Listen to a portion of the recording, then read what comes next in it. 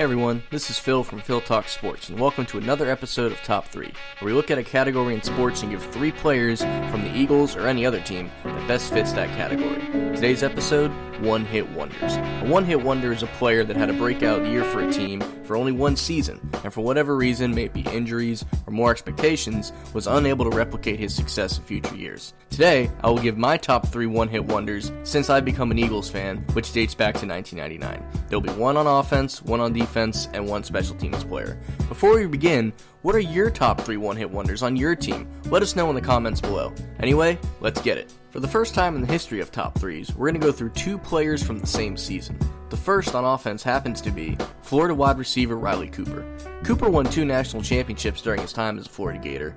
During that time, he was also teammates with Tim Tebow and Aaron Hernandez. I feel like there's a joke in there somewhere, but PR told me not to go there. Anyways, Riley Cooper was drafted by the Eagles in the 5th round in 2010, where he'd be relegated to a backup for a few years behind Deshaun Jackson, Jeremy Maclin, and Jason Vaughn. He would spend 2010 and 2011 having 1 touchdown each season, and that's something you'd expect from a 5th round pick with a lot of talent ahead of him at his position. However, in 2013, Riley Cooper would hit the news in a way most people wouldn't want to. In the same offseason that his former Florida teammate Aaron Hernandez would get arrested for murder, Riley Cooper went to a Kenny Chesney concert at Heinz Field, where he would yell to a security guard that he would bite every N-word in here, yikes, and immediately he would spur media attention. It was so bad that the Eagles organization sent him to sensitivity training, and he would get in fights with teammates in the locker room. Anyway, to make a long story short, most people in his position would have probably been cut. However, with a new head coach from the college ranks just joining the team, he was actually thrusted into the starting job due to an off-season injury to Jeremy Maclin. And given this opportunity, Cooper went off. The guy would catch 47 passes for 800 receiving yards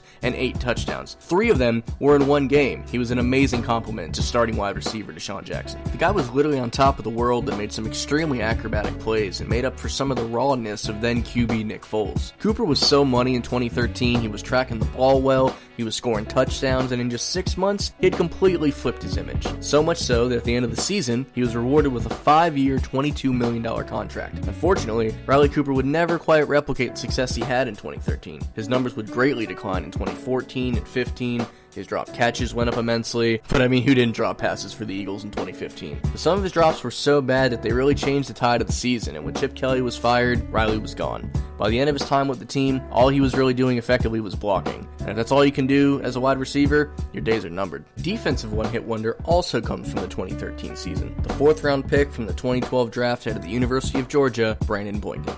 Now, the slot corner position is very important in the modern NFL. When these big-name wide receivers line up anywhere they want on the field, you need a guy that can cover them. And the guy that did that for the Eagles for 3 seasons was Brandon Boykin. After an dismal 2012 campaign where, let's be honest, he didn't do much, not many people were expecting a lot from him moving forward, until he went completely off in 2013. In this season, Brandon would catch a league-leading 6 interceptions, 1 for a pick 6, and everyone remembers how he ended the Dallas Cowboys season after intercepting backup quarterback Kyle Orton while covering Miles Austin.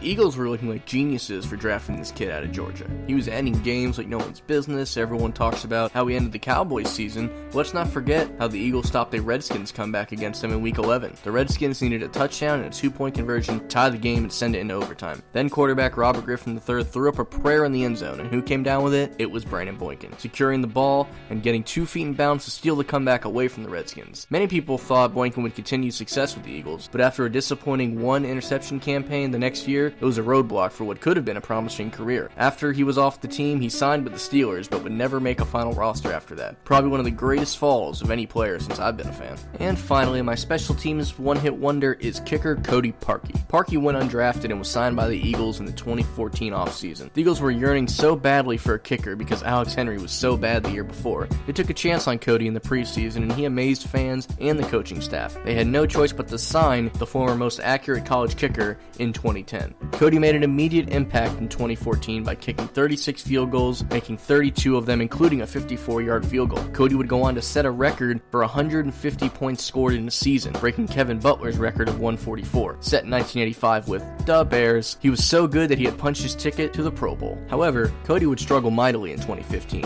Just after a few games, he would injure his groin and be replaced by Caleb Sturgis. In week 1 against the Falcons, he had a chance to make a field goal that would likely win the game for the Eagles, and he whiffed on it hard. This might have been because of the injury, but there's no real way of knowing. Cody would make his rounds in the league as a journeyman kicker, but was never able to recapture the success that he had in Philly. It was so bad in 2018, while playing for the Bears, he missed 9 field goals and was probably more accurate hitting the crossbar than he was putting it through the uprights, and that is not good for the brand. In a wildcard playoff game against his former team, the Eagles, Philly had a 16-15 lead in a game where Cody had scored most of the points for Chicago. He was facing a makeable field goal where surely he'd be the hero of the game if he was able to hit it. However, the ball was tipped at the line by the Eagles, and it doinked off the left goalpost and then off the crossbar and out. The play is infamously known as the Double Doink. Nobody knew at the time that the Eagles lineman grazed the ball, changing its trajectory, but it didn't stop Bears fans who sent Cody death threats and ridiculed him. Not a good look. This effectively ended his career, and he hasn't been doing much after a brief stint with the Titans. Honestly, the guy lost his confidence, and it ultimately led to his demise. So again, I am Phil from Phil Talk Sports, and this has been an episode of Top 3. If you have some one-hit wonders or a whole nother category that you think we should do a Top 3 video about, please let us know in the comments. Thanks for watching, and have a good one.